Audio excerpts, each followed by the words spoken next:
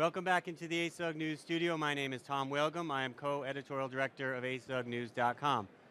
Well, we've got quite a cast of characters, ASUG members, volunteers, consultants, business analysts in the house here. Gentlemen, we'll get through the introductions, but thank you all for being here. We appreciate you taking time in your busy schedules to be here today.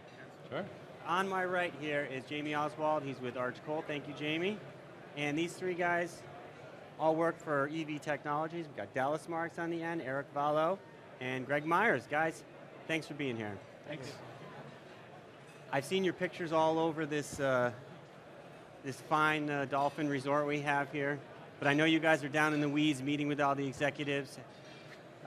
Jamie, maybe we'll start with you, because I always love to start with you. You were at Sanjay Poonan's keynote this morning. Was there anything you were looking for from him today, and did you get what you were looking for? I'm curious your take on that. There was a lot of news sprinkled in there, but what was your one thing that you took away? The one thing that I took away wasn't, to me, necessarily even business objects related, but the new EPM on-demand app that they demoed on there, I thought was just beautiful. And it's the first time that I've seen where they have a solution that will let some people totally get rid of their laptops, right? I mean, obviously your CFOs are still going to be hardcore in Excel on their desktop doing lots of budgeting and planning. Sure. But I think that they're to the point now where an individual manager wouldn't need to get that deep into it to do their portion. Right. So I think that's pretty exciting stuff. Eric, you got to sit in with Sanjay this afternoon. Anything come up there that you thought was interesting coming out of the keynote, but also you talked with him in the one-on-one session that you think other ASUG members would want to hear about? You know, we had some great conversations after the fact with the mentors and Sanjay about visual intelligence. And I think that, you know, the talk around Tableau, QuickView, and how those are being perceived compared to visual intelligence and the adoption of HANA and BW in the Visi world. But I think SAP is paving the roadmap. You know, what is Visi going to do for customers from the business object perspective, where initially it was targeted at the golden HANA. Right. Well, and as a customer who has, you know, customers inside my company looking for business intelligence solutions, I'm really excited that now, you know, I can stay with the same vendor and offer them, you know, the new full spectrum of BI solutions. You know, it's not well, business objects will take care of this 80%, and then we've still got to go target a few other things. I think with the advent of Moby and Visi and predictive analytics coming on, I think that gives us one less reason to go to a different vendor for anything in that space. Now, Greg, during his speech, I couldn't help but notice your tweets that you offered. One had to relate to feature pack and service pack. For us lay people, what's the difference between the feature pack? Because we're at feature pack 3, right? But you were saying service, what's the deal? We're not. So part of it is an adjustment to standardization. So with BI4, they standardized the SAP releases with the same terminology as the rest of the SAP products. Right. So you have a major release, you have a patch, you have a service pack, did I get that right? Yeah. Anyway, an SP and then a feature pack, which adds a bunch of new features in it. So there was a lot of naming noise around BI4 when it came out that, you know, typically as a business objects customer, we were looking for the 4.1 or the 3.1, because the .1 release was a lot of patches, it was a lot more stable and to go with. And then sort of last minute, SAP changed their mind and said, no, we're not going to call it 4.1, it's going to be Feature Pack 3. So they were touting Feature Pack 3, which I think is still, they did that so much that it's still stuck. But Feature Pack 3 only went into the ramp-up process. What came out of the ramp-up, released to customers, was actually Service Pack 4. So that's why I was a little confused that they're still referring to it as Feature Pack 3, when, you know, I know they put a lot behind calling it Feature Pack 3, right. But really what has been released and what customers should be installing is Service Pack 4. So are you saying we're at typically what would be a .1 release now? And why are they saving this .1 release? Is it marketing? Is it, what's your speculation, of course? Probably. So I think you saw one of my tweets about that before. You know, if it walks like a .1 and talks like a .1 and quacks like a .1, that's what it is. Because it really, you know, that first couple of service packs that we had, they had a lot of issues. There were a lot of patches, and we are finally at the point where it's stable. And we all, I think, feel comfortable recommending to customers now, if you didn't have to be an early adopter before, this is the release you're waiting for. It's stable, it's ready, go forth. Right. I think that, we were sold Ramp Up as the solution to the .0 release, right? Yeah. And it was a new idea for business objects customers. And now that we've made it through a year and a half of BI4, it's where we think it should have been coming out of Ramp Up. Right. The stable build that we would recommend. Not necessarily 4.1, but stable if that's what it was supposed to achieve. Right. Dallas, you actually wrote a very excellent blog post coming into there. Are we talking about we better for 4 years later now that the Sure. business object? Actually, it was well done, and I thought it was a great way to launch into this thing. I didn't get your sense though, are we better off? What, can you give us your take, and then maybe have you heard reactions by other people here about that? So obviously, just the question itself is a little bit controversial, and I was hoping to kind of take the right tone, but I think the point that I was really trying to make is, as a consultant, I think in many ways we are better off than we were 4 years ago. But as I talk to a lot of customers, especially the ones that have not adopted 4.0 or they're still on the sidelines, they're still wondering if they're better off or not. And so really my blog post was a way of saying to SAP, really that's what the sense is out in the market. Am I better off? And I'm still wondering about that. So I would imagine that a lot of the customers here this week are here to answer that question, and it needs to be answered. So it's not that the answer is no, we're not better off, but it's, SAP really needs to help their customers understand that they are better off, and that they've kind of corrected from the ramp up and adding to the stability. So you mentioned the confusion about Feature Pack 3 and so on.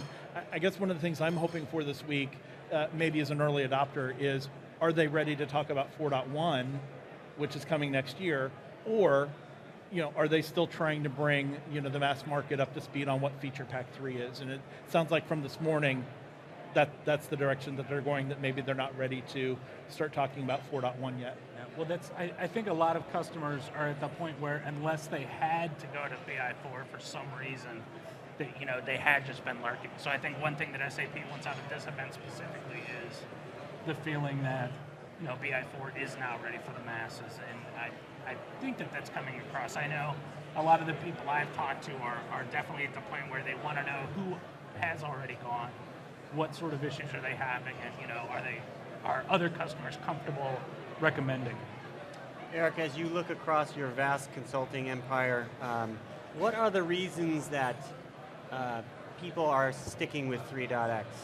What is the top one or two? Why they're holding back? I mean, we're so far into this, and yet I hear from you guys a lot of people are hanging back.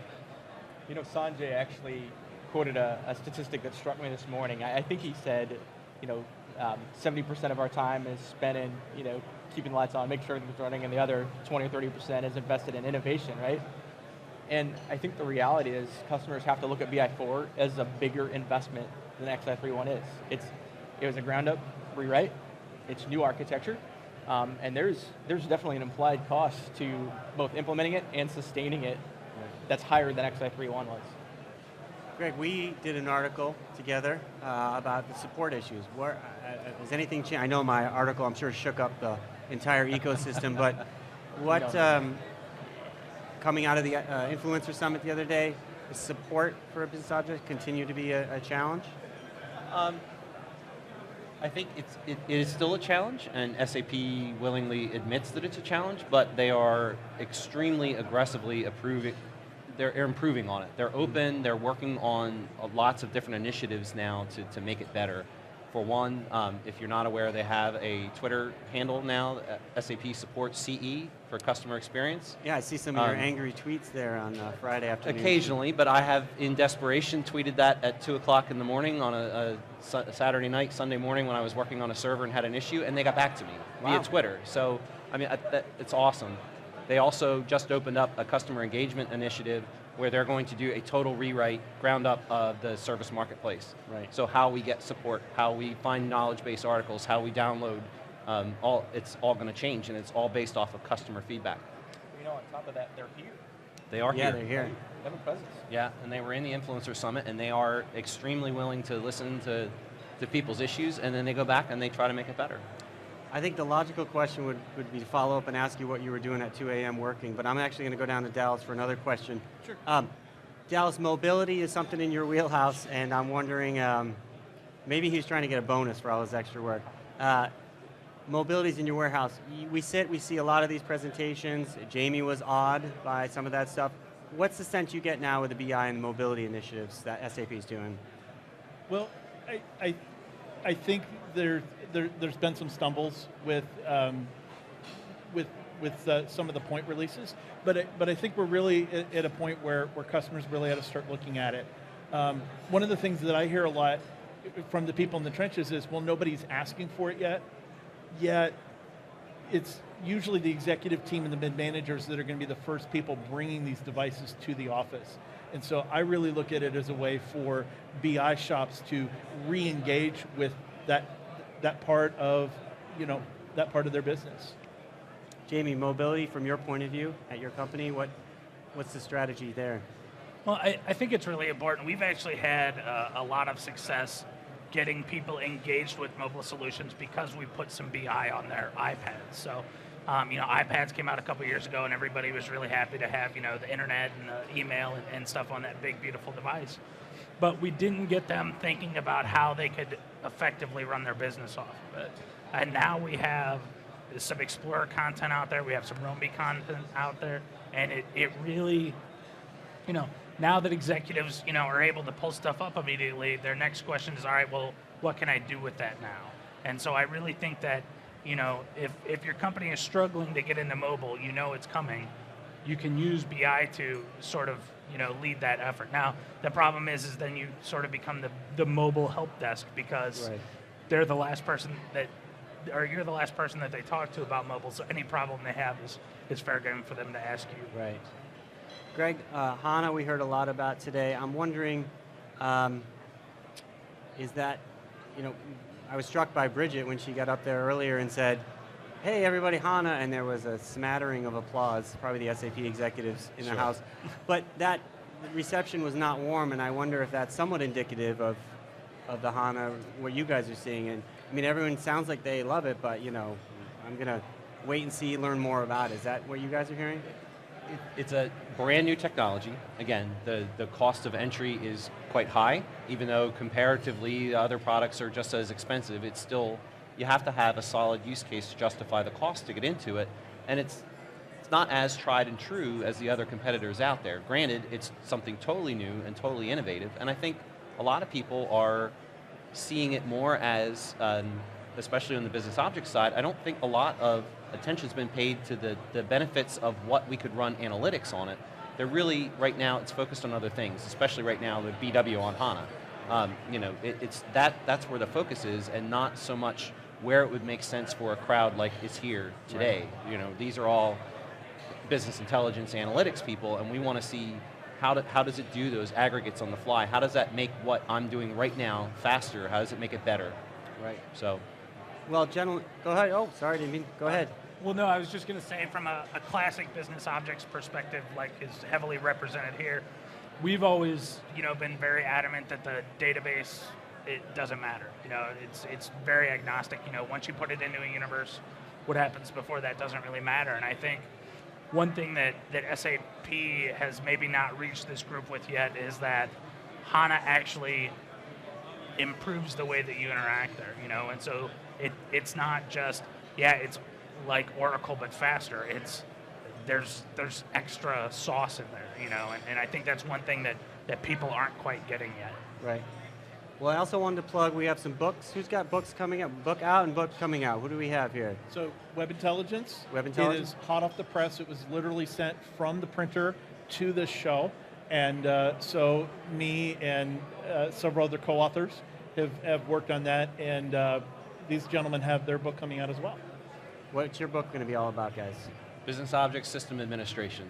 So Nice. we didn't have the benefit as many co-authors as them. It was just us two, but it's Right. okay. No, it'll be out October 1st. And your book, still seeking a publisher for that? We're Mostly working on it. pictures, yeah. Mostly pictures, okay.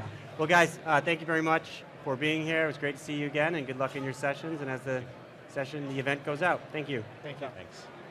Stay tuned for more interviews on asugonline.com, and check out ASUG TV YouTube page as well for more interviews, and thank you for watching.